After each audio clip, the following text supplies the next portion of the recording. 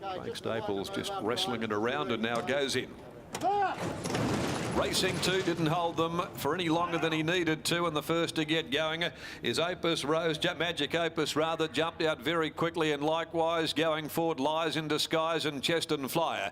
Also coming out quickly is Shimmy and Shake, who'd settled up running fourth. Is that right? Mr. Undercover in behind those, and they're being followed over on the inside. Chenery Red around them, very wide on the course. Oregon Bronze, and back a clear last is Pashmina. Coming down to the 550, and Magic Opus leads the way for Mitchell. A half to three quarters Lies in Disguise. Going up now, Oregon Bronze makes a line of three.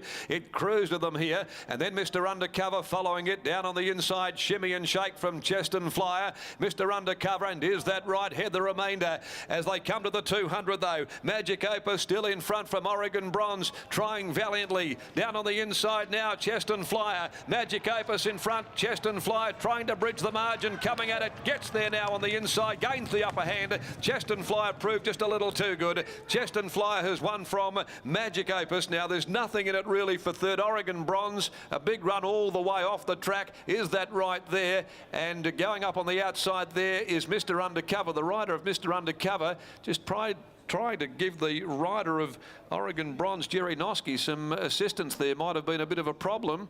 And they were followed further back then by Lies in Disguise, and then at the head of the others, Pashmina, back with Chenery Red. Cheston Flyer, Brody Kirby, the winner of the Lynn Ryan Handicap. First start for over a month, but got there, gained the upper hand over Magic Opus.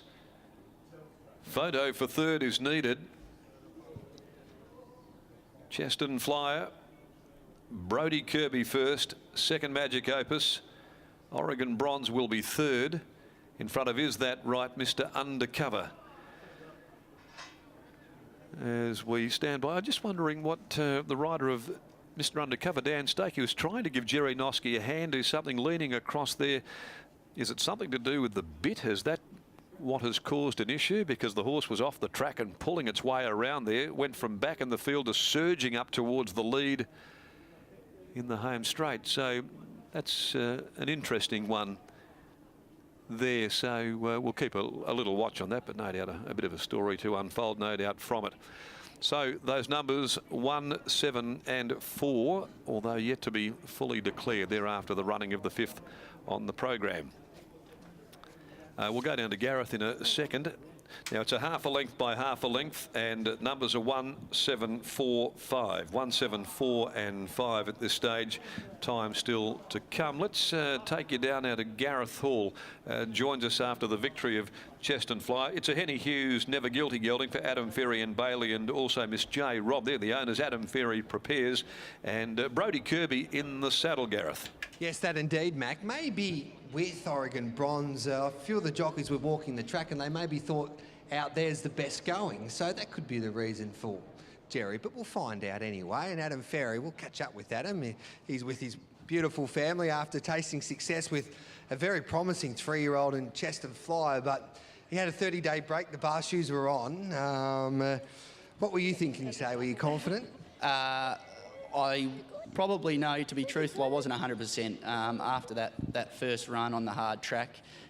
He was feeling his feet a bit, and I know he's a tough horse, but when you're coming up against good horses, any doubt in your mind, you just can't put it out. The positive sign, maybe the 1,000 metres is not his best trip either. Well, that according to his jockey anyway, Ryan Hill. Yeah, I did. I was interested to hear that. So, but I think Hilly might have just been trying to get me a better price on the tote. But no, I don't think 1,000 is his best distance. I think probably 1,400. Once he gets a bit of time to relax. But they're lightly raced. You don't know yet. You're still sort of working the horse out. What do you do with him now?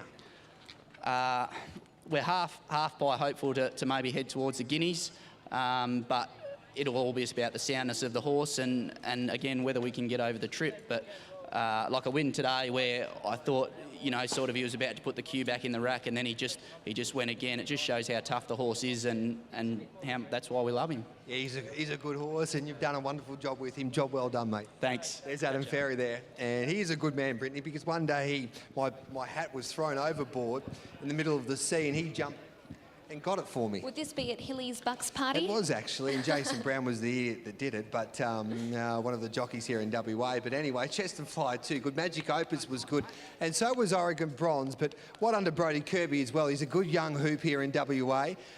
He had tremendous success there for a period where he was riding winners left, right and centre, especially in town. He had that nasty fall at Geraldton, had a month or so off with a broken collarbone, but it's good to see him back in the winner's circle in town once again. He's been really hungry for this win, the Metro win. He bounced back straight away at the country and provincial circuits, but this Metro win he's just been really hungry for, and he's had some good rides that have sort of just gone down. He's found a few rides have been a little bit unlucky, but we'll catch up with Brodie now. Brodie, congratulations, your first Metro win back from injury. You've been hungry for it, haven't you? Yeah, thanks, Britt. Yeah, of course. You want to get straight back into it, and it's taken a couple of weeks, but yeah, we're back now, so hopefully it keeps rolling. Tell us about this run. You were able to get into a great position following Lies in Disguise, and the horse did the rest. Yeah, I was happy to let Lucy Cross off its last when I thought it towed me into it, and just coming around the corner, I seen it laying off, and I didn't really want to go to the inside, but it's what opened up for us. And he seems like a nice scalloper. He's got a little bit to learn still, but I think he's going to improve when he switches on a bit more. And how have you felt in your return to riding? Does it take a little while to get your rhythm and your timing and everything back, or is it a bit like riding a bike, you never really forget? No, it definitely takes a little while. First meeting back, you're a bit nervous.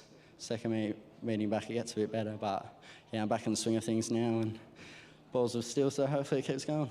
Hopefully you keep flying. Congratulations on the win, Brodie. Thanks, Britt. Cheers. Yeah, Brodie Kirby, one of the young guns here in WA. Chest and Fly defeats Magic Opus. Oregon Bronze back in third. Is that right? Was fourth. And that wraps up race number 5 here from Ascot today. He's a good young horse, Chest and Flyer. And Brittany, let's hope he will stay sound and he can head towards that Belmont Guineas. Absolutely. Looking forward to seeing that. Okay, time for a break here on Sky Thoroughbred Central. It's great to have your company on this Wednesday afternoon, and we'll be back with plenty more straight after this.